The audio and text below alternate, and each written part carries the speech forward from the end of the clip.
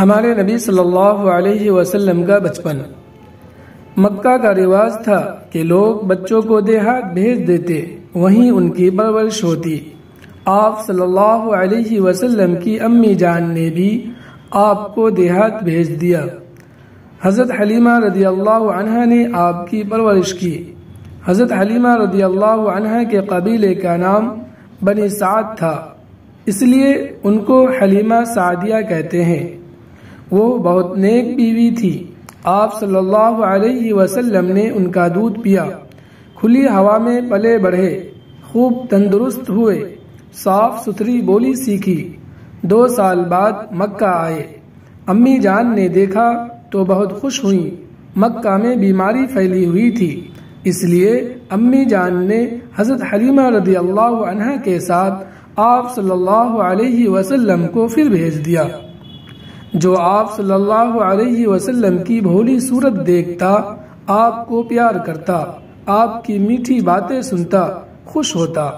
آپ صلی اللہ علیہ وسلم بی بی حلیمہ رضی اللہ عنہ کے بچوں سے محبت کرتے تھے، وہ بھی آپ صلی اللہ علیہ وسلم سے محبت کرتے، اپنے ساتھ کھیل میں شریک کرتے۔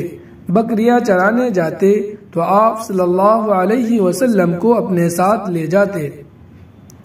4 سال کے ہوئے تو امی جان کے پاس واپس آ گئے۔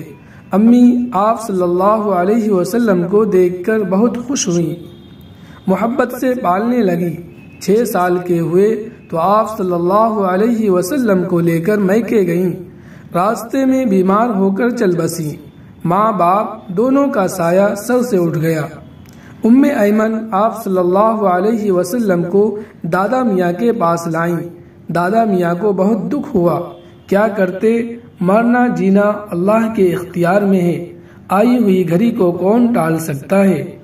بڑے ہو کر پیارے رسول صلی اللہ علیہ وسلم ایک بار مقام ابوا سے گزرے۔ امی جان کی قبر دیکھ کر آپ صلی اللہ علیہ وسلم کا دل بھر آیا۔ آپ کی آنکھوں میں آنسو دیکھ کر صحابہ بھی رونے لگے۔ سوالات: بچوں کی پرورش سے متعلق مکہ کا کیا رواج تھا؟ سوال 2: ہمارے نبی صلی اللہ علیہ وسلم بی بی حلیمہ کے بچوں کے ساتھ کیسے رہتے تھے؟ سوال 3: کتنے سال بعد آپ صلی اللہ علیہ وسلم اپنی والدہ کے پاس واپس ہوئے؟ ان سوالات کا جواب کمنٹ کر کے اپنے علم میں اضافہ کیجیے۔ السلام علیکم ورحمۃ اللہ وبرکاتہ۔